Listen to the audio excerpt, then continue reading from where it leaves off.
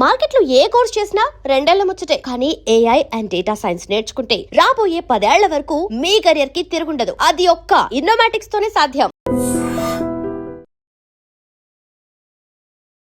Hi, welcome to iDream. ఈరోజు మనం పెద్ద రివ్యూ గురించి మాట్లాడుకుందాం. నిజానికి ఇది రివ్యూ కూడా కాదు, సినిమా చూసిన తర్వాత నాకు పర్సనల్గా ఎలాంటి ఒక ఎక్స్పీరియన్స్ దొరికిందో ఈరోజు మీతో షేర్ చేసుకుంటాను. సో ఈ ప్రపంచంలో జరిగిన అన్ని యుద్ధాలు ఒక గుర్తింపు కోసం జరిగినాయి. ఇది నాది, ఇది నా ఆత్మగౌరవం, ఇది నాకు చెందింది. సో ఇలాంటి ఒక ఆత్మగౌరవం కోసం చేసే యుద్ధాలు అవన్నీ కూడా గుర్తింపు, ఇది నేను అని చెప్పుకోవడానికి. అలాంటి ఒక గుర్తింపు 450 గడపలో నాకు ఊరికి అవసరమైతే, 1800 మంది ప్రజలకు అవసరమైతే, వారందరి కోసం ఒక్కడు ముందడుగేస్తే ఆటని అస్త్రంగా చేసుకొని ఆ ఊరి సమస్యను తన భుజాల మీద తీసుకొని ఆ ఒక్కడు ప్రాణాలను ఫలంగా పెట్టి పోరాడితే ఇంతకంటే కథ ఏముంటుంది? ఇంతకన్నా కమర్షియల్ లైనే ఉంటుంది. సో ఒక కథ చెప్పాలంటే సున్నితమైన మనసు కావాలి, సున్నితమైన కథను చెప్పాలంటే ఇంకా భావోద్వేగాలు ఉండే మనిషి కావాలి. బుచ్చి రూట్ లెవెల్ మనిషి. అంటే ఈరోజు మనం చూస్తున్న స్టార్ డైరెక్టర్లు అందరూ వేరు, బుచ్చిబాబు వేరు. బుచ్చిబాబు ఆ గ్రౌండ్ లెవెల్లో ఉంటాడు. అంటే ఆ రియాలిటీ అర్థం చేసుకున్న మనిషి. అలాంటి ఒక మనిషి నుంచి వచ్చిన సిన్సియర్ ప్రయత్నం పెద్ది. ఇక్కడ నేను పెద్ది సినిమాని కావాలని మోయడానికో లేదా కావాలని పాజిటివ్ రివ్యూ ఇవ్వడానికో ఇలాంటి మాటలు మాట్లాడట్లేదు. అంటే ఒక పుష్ప, ఒక దేవర, ఇలా మనకి పాన్ ఇండియా సినిమాలు ఎక్కువైపోయినాయి. నిజమే, స్టార్ హీరోల ఎలివేషన్స్ అవన్నీ ఆడియన్స్కి కానీ ఫ్యాన్స్కి కానీ కిక్కిస్తాయి. కానీ అనగనగా ఒక రాజు, ఆ రాజుకి 7 కొడుకులు, ఇలాంటి నార్మల్ స్టోరీ, హ్యూమన్ ఎమోషన్కి సంబంధించిన స్టోరీ, పేదరాశి పెద్దమ్మ కథ. సో ఇలాంటి ఒక ఊరి కథలు ఉంటాయి, ఒక మనిషి కథలు ఉంటాయి, మట్టివాసన కథలు ఉంటాయి. అలాంటి కథలని చిన్న చిన్న హీరోలు చేయడం వేరు, ఒక స్టార్ హీరో చేయడం వేరు. రామ్ చరణ్ కెరీర్లో అందరూ రంగస్థలం చెప్తారు, ధృవ చెప్తారు, మగధీరా చెప్తారు. ఓకే, అవన్నీ సూపర్ హిట్ అయిన సినిమాలు. సో ఈరోజు పెద్ద రిజల్ట్ ఎలా ఉండబోతుందో నాకు అనవసరం. అండ్ మోర్ ఓవర్ ఇంకోటి ఏంటంటే నాకు అంత శక్తి కూడా లేదు కమర్షియల్గా ఒక సినిమా ఎంత రీచ్ అవుద్ది అనేది. నేను చెప్పేది ఏంటంటే కంటెంట్ పరంగా చూసుకున్నప్పుడు అంత సింపుల్ లైన్తో. సో పాన్ ఇండియా సినిమాలంటే ప్రపంచ కథ చెప్పాల్సిన అవసరం లేదు, దేశం కథ చెప్పాల్సిన అవసరం లేదు, మన ఇంటి కథ కూడా చెప్పుకోవచ్చు. పాన్ ఇండియా అంటే మన ఊరి కథ చెప్పచ్చు, మన పక్కన స్నేహితుడి కథ చెప్పచ్చు, మన అమ్మ కథ చెప్పచ్చు. సో పాన్ ఇండియా అనగానే వేరే పెద్ద గ్రాండియర్ లెవెల్లో కథ ఉండాలి, హీరో ప్రపంచాన్ని మోయాలి, దేశాన్ని మోయాలి, అవసరం లేదు. అది చెప్పిన మనిషి బుచ్చిబాబు. సో అందుకని నాకు పెద్ది నచ్చింది. నిజమే, పెద్దిలో కొన్ని సమస్యలు ఉన్నాయి. అవి కొంత కంటెంట్ ఫ్యాన్స్కి నచ్చదు. అంటే హీరోకి అలాంటి ఒక మైనస్ పెట్టడం, లేదంటే కమర్షియల్ ఎలివేషన్స్ లేకపోవడం ఫ్యాన్స్కి నచ్చదు. సినిమాటిక్ లెవెలిటీ ఎక్కువ తీసుకున్నప్పుడు డిస్కనెక్ట్ అయిపోయే ఆడియన్స్ కొంతమంది ఉంటారు. ఒక పర్సన్ ఇన్ని గేమ్స్ ఆడతాడా? సో ఇలాంటి డౌట్స్ వచ్చినప్పుడు కూడా పెద్ది కనెక్ట్ అవ్వదు. కానీ ఇవన్నీ పక్కన పెడితే పెద్దిలో ఒక సోల్ ఉంది. ఆ సోల్తో ట్రావెల్ అయితే ప్రతి ఆడియన్కి ఏదో ఒక మూమెంట్లో ఎక్కడో దగ్గర ఒక ఎమోషనల్ అటాచ్మెంట్ వస్తుంది. మన ఊరు గుర్తొస్తుంది, మన స్నేహితుడు గుర్తొస్తాడు. ఊర్లో అక్కడే ఉండిపోయి ఊరిని ప్రేమిస్తూ ఊర్లోనే బతికినా సచ్చినా ఊర్లోనే ఉండాలని నిర్ణయించుకున్న కొంతమంది మట్టి మనుషులు గుర్తొస్తారు. అది పెద్ది సినిమా. సో ఈ మధ్యకాలంలో రిలీజ్ అయిన కమర్షియల్ సినిమాలు, పాన్ ఇండియా సినిమాలు కంపేర్ చేసుకొని చూసే వాళ్ళకి పెద్ది కాస్త డిసప్పాయింట్ చేస్తుంది. కానీ అవన్నీ పక్కన పెట్టి ఒక మంచి సినిమా చూడాలన్న ఉద్దేశంతో వెళ్తే మాత్రం పెద్ది 100% సాటిస్ఫై ఇస్తుంది. సో ముందుగా మనం పెద్ది సినిమా విషయానికి వస్తే అందులో పాజిటివ్ విషయాలను మాట్లాడుకుందాం. పెద్దికి అతిపెద్ద అసెట్ ముందుగా మనం అనుకున్నట్టు ఆ పాయింటే, ఒక ఊరి గుర్తింపు ఏదైతే ఉందో ఆ పాయింటే. దాన్ని పక్కన పెడితే నెక్స్ట్ బలం బుచ్చిబాబు డైరెక్షన్, బుచ్చిబాబు రైటింగ్, ముఖ్యంగా రైటింగ్. అంత సెన్సిబుల్ రైటింగ్స్ ఈ మధ్యకాలంలో నేను ఎక్కడ చూడలేదు. లాస్ట్ క్లైమాక్స్లో హీరో మాట్లాడాల్సిన ఒక సందర్భం వస్తుంది. సో మామూలుగా రైటర్ అనే ఎవరైనా సరే, డైరెక్టర్ ఎవరైనా సరే అద్భుతమైన డైలాగులు రాసుకుంటారు. ఆ డైలాగుల నుంచి ఒక ఎమోషన్ వస్తుంది. కానీ క్లైమాక్స్లో హీరో స్పీచ్ మొదలవ్వక ముందు తన చేతికున్న రింగును తీసి హీరో తన ముక్కుకిట్టి తగిలించుకుంటాడు. కట్ చేస్తే ఊర్లో ప్రజలందరూ నిలబడి ఆ టీవీ వాచ్ చేస్తున్నప్పుడు వాళ్ళందరి ముక్కులకి అవే పోగులు ఉంటాయి. సో ఒక్క సింగిల్ షాట్తో క్లైమాక్స్లో రాబోయే డైలాగులన్నీ ఒక్క షాట్తో చెప్పేశాడు బుచ్చి. అది డైరెక్షన్, అది రైటింగ్. సో అందుకని నాకు ఈ సినిమా విషయంలో బుచ్చి కష్టం నచ్చింది. అండ్ రామ్ చరణ్ విషయానికి వస్తే ఇలాంటి ఒక సినిమాని, ఇలాంటి ఒక పెద్ద పాన్ ఇండియా స్టార్ లేదా పెద్ద సూపర్ స్టార్ ఒప్పుకోవడం అనేది నిజంగా సాహసం అని చెప్పుకోవాలి. చరణ్ తప్ప ఈ ప్రయత్నం ఇంకో హీరో చేయలేరు, చేయకపోవచ్చు కూడా. బట్ దీన్ని ఆడియన్స్ ఎలా రిసీవ్ చేసుకుంటారనేది వాళ్ళ ఫ్యాన్స్ ఎమోషన్స్ మీద డిపెండ్ అయి ఉంటాయి.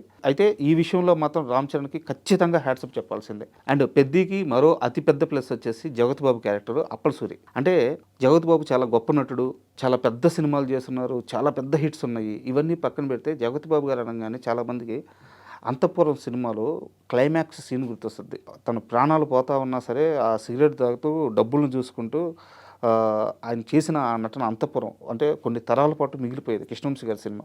దాని తర్వాత పెద్దిలో జగపతి బాబు గారు చేసిన యాక్టింగ్ పర్టికులర్గా ఒక సీన్లో, ఆ సీన్లో రత్నవేలు గారి అద్భుతమైన కెమెరా వర్క్ కనిపిస్తుంది, రామ్ చరణ్ యాక్టింగ్ కనిపిస్తుంది, బుచ్చి డైరెక్షన్ కనిపిస్తుంది. అందరినీ తినేశాడు జగపతి బాబు గారు. ఆ ఒక్క సీన్లో మాత్రం జగత్ బాబు మాత్రమే కనిపించారు. ఇంకా చెప్పాలంటే అప్పల్ సూరి మాత్రమే కనిపించాడు. అది ఒక సీనియర్ యాక్టర్ క్యారెక్టర్లో ఇన్వాల్వ్ అయితే వచ్చే అద్భుతమైన అవుట్పుట్. నిజంగా హ్యాట్సప్ జగత్ బాబు గారికి. అండ్ ఇంకోటి వచ్చేసి గౌర్నాయుడు క్యారెక్టర్. అంటే ఈ క్యారెక్టర్ని ఎవరితో చేపించినా కానీ మిస్ఫైర్ అయిపోయేది. ఆ స్టేచర్ కావాలి, ఆ స్టార్డమ్ కావాలి. రామ్ చరణ్ని ఒక క్యారెక్టరు కాలు కిందేసి తన చేయి తొక్కుతుంది అంటే ఆడియన్స్ ఒప్పుకోవాలి. బట్ శివన్న చేయబట్టి మాత్రమే గౌర్నాయుడు క్యారెక్టర్ పండింది. ఒక హుందాతనం ఉంటుంది ఆ క్యారెక్టర్లో, ఒక డిగ్నిటీ ఉంటుంది, ఒక రెస్పెక్ట్ ఉంటుంది.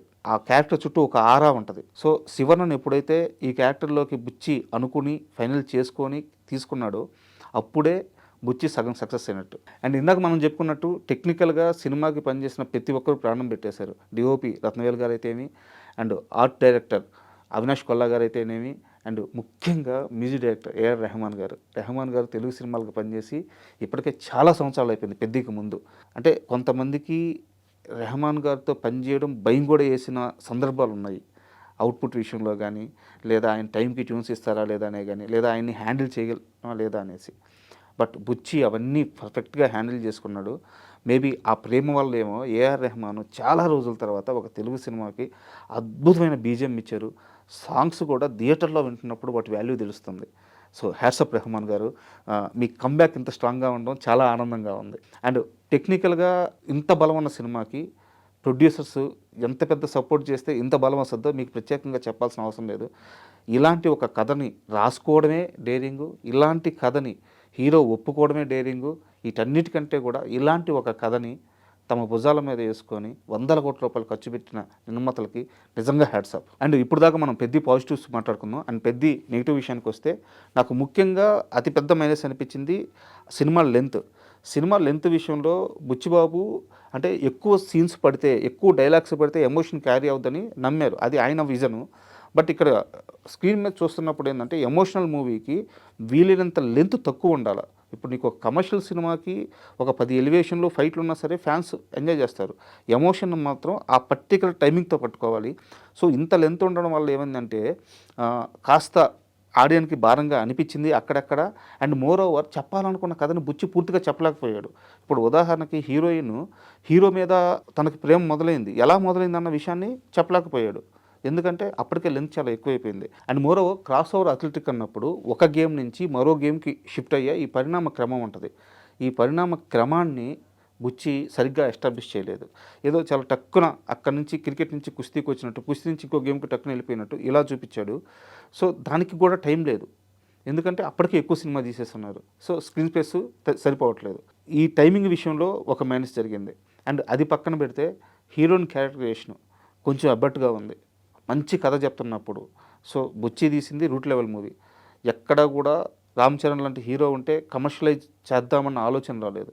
బట్ హీరోయిన్ దగ్గరికి వచ్చేలేకే ఎందుకు అలాంటి సీన్లు తీయాల్సి వచ్చిందో అర్థం కాలేదు. నిజానికి ఈ సినిమాకి అవసరం కూడా లేదు. ఒక మంచి అద్భుతమైన సోల్ ఉన్న పాయింట్కి అలాంటి ఒక క్యారెక్టరైజేషన్, అలాంటి ఒక గ్లామరైజ్డ్ సీన్స్ అవసరం లేదు. బట్ బుచ్చి జాన్వీ కపూర్ ఉంది కాబట్టి తన ద్వారా కమర్షియలైజ్ తీసుకురావాలనుకున్నారు. మేబీ అది అతని చాయిస్, బట్ నాకు నచ్చలేదు. అండ్ దీంట్లో మరో పెద్ద మైనస్ వచ్చేసి ఇన్ని గేమ్స్ పెట్టడమే మైనస్. ఎందుకు అంటున్నానంటే ఆడియను కొంత టైం పీరియడ్ వరకు క్రికెట్తో ట్రావెల్ అవుతాడు. ఓకే, క్రికెట్ కాదు కుస్తీ అంటారు. కుస్తీ కోసం రామ్ చరణ్ గారు పడ్డ కష్టం, ఆ బాడీ బిల్డప్, ఆ బాడీ బిల్డింగ్, ఆ షార్ట్స్ మొత్తం ఆ ర్యాండ్ రస్టిక్గా చూపించిన విధానం అద్భుతంగా ఉంది. ఆడిన ఆ కుస్తీ ఎపిసోడ్తో ఆ సీక్వెన్స్తో ట్రావెల్ అవుతూ పోతుంటాడు. ఆల్ ఆఫ్ సడన్గా దానికి ఒక నెగిటివ్ ఎండింగ్ ఇచ్చి ఇక్కడ నుంచి మరో గేము మేము షిఫ్ట్ అవుతున్నాం, మీరు కూడా షిఫ్ట్ అవుతుందని ఆడియన్స్కి చెప్తే అది అంత కరెక్ట్గా అనిపించలేదు. సో ఇన్ని గేమ్స్ లేకుండా ఉంటే బాగుండేది అనిపించింది. అండ్ ఇప్పుడు ఇంకాస్త ఓపెన్గా మాట్లాడుకుందాం. నిజానికి పెద్ద కథ మిగతా ఏ స్టార్ హీరోలు చేయరు. ఎన్టీఆర్ కానీ, ప్రభాస్ కానీ, అల్లు అర్జున్ కానీ వీళ్ళెవరూ పెద్ద కథ ఒప్పుకుంటారు అని నేను అనుకోవట్లేదు. ఈవెన్ మహేష్ బాబు కానీ. సో రామ్ చరణ్ ఒప్పుకోవడానికి ఒక బలమైన కారణం ఉంది. ఓపెన్గా మాట్లాడుకుంటే రామ్ చరణ్కి బిగ్గెస్ట్ మాస్ హిట్స్ ఉన్నాయి, కానీ యాజ్ ఏ యాక్టర్గా చరణ్ అద్భుతమైన నటుడు అని చెప్పడానికి ఒక రంగస్థలం, ఒక ధృవ తెప్పించి మరో సినిమా లేదు. ఇంకా 6 ఇవన్నీ కూడా డైరెక్టర్స్ ఖాతాలో పడిపోతాయి. అంటే అద్భుతమైన నటుడు అంటే okay, commercial star, mass hero, pan India star. But as a యాక్టర్గా రామ్ చరణ్ ఇంకా ఇంకా ఇంకా తను ఆ తపంలోనే ఉన్నాడు. సో అలాంటి ఒక హీరోకి పెద్ద లాంటి కథ దొరికినప్పుడు అతను వదులుకోకుండా పట్టుకోవడం అండ్ అలాంటి డిసిషన్ తీసుకున్న తర్వాత అంతే స్థాయిలో సినిమాలో యాక్ట్ చేయడం, అంతే విధంగా కష్టపడడం నాకు చాలా బాగా నచ్చింది. సో ఇది రామ్ చరణ్ కెరీర్లోనే తీసుకున్న బెస్ట్ డిసిషన్ నేను బలంగా నమ్ముతున్నాను. అయితే ఈ సినిమాకి ఇంకో పెద్ద మైనస్ ఏంటంటే ఫ్యాన్సే అవుతారని నాకు అనిపిస్తుంది. ఎందుకంటే రామ్ చరణ్ సినిమాకి వెళ్ళే మాస్ ఆడియన్స్, వాళ్ళ ఎక్స్పెక్టేషన్స్, వాళ్ళు కోరుకునే స్టఫ్ వేరే లెవెల్లో ఉంటుంది. ఈ సినిమా వెళ్ళే విధానం వేరే లెవెల్లో ఉంటుంది. కొన్ని రోజులు మాత్రం ఫ్యాన్స్ కామ్గా ఉంటే న్యూట్రల్ ఆడియన్స్కి అండ్ ఫ్యామిలీ ఆడియన్స్కి, ముఖ్యంగా చిన్నపిల్లలకి ఖచ్చితంగా నచ్చి తీరుతుంది. సో కమర్షియల్ వైజ్ మాట్లాడుకుంటే ఫ్యాన్స్ కొన్ని రోజులు ఈ సినిమాని మోస్తే మిగతా తర్వాత అంతా ఈ సినిమా ఫ్యాన్స్ని మోస్తుంది. రామ్ చరణ్ ఫ్యాన్స్ ఎలాంటి హిట్ కావాలనుకుంటున్నారో అలాంటి హిట్ అయ్యే ఛాన్స్ ఉంది. సో ముందుగా ఈ కథ రాసుకున్న బుచ్చికి, ఈ కథను ఒప్పుకున్న రామ్ చరణ్కి, ఈ కథను సినిమా తీసిన నిర్మాతలకి అండ్ బుచ్చి విజన్కి అండగా నిలిచిన టెక్నీషియన్స్కి, వీళ్ళందరికీ కూడా నా ప్రత్యేక కృతజ్ఞతలను ఎందుకు చెప్తున్నానంటే ఇలాంటి ఒక కథ చాలా అవసరం.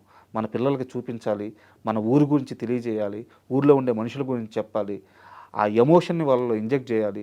ఈ ప్రయత్నం చేసిన మూవీ యూనిట్ మొత్తం నిజంగా నా కృతజ్ఞతలు. అండ్ సినిమా కమర్షియల్ రీచ్ గురించి కానీ ఎంతవరకు వెళ్తుందనేది కానీ పక్కన పెడితే ఒక మంచి ప్రయత్నం చేశారు. ఆల్ ద బెస్ట్ అండి. And for more videos, Please subscribe to iDream channel. Subscribe to iDream Media. Please subscribe to iDream. Please subscribe to iDream. Please subscribe iDream. And please subscribe to iDream. For more videos, subscribe to iDream. please like, share and subscribe to the channel. Congratulations, iDream. Subscribe to iDream. Subscribe to iDream. So subscribe to iDream Media. iDream ki iDream team andarki huge congratulations. Please subscribe iDream Media. Please subscribe to iDream. Subscribe iDream. Please subscribe to iDream. iDream అంటే నా కళల ఛానల్ను subscribe చేసుకున్న నోరు తిరుగుతలేదు, మీరైతే గంట గుర్తు కొట్టండి. For more such videos, please subscribe to iDream. Subscribe to iDream. Please subscribe to iDream. Please subscribe iDream Media. Please do subscribe to iDream. Please subscribe to iDream Media. For best entertainment and information, please subscribe iDream. And don't forget to subscribe to iDream.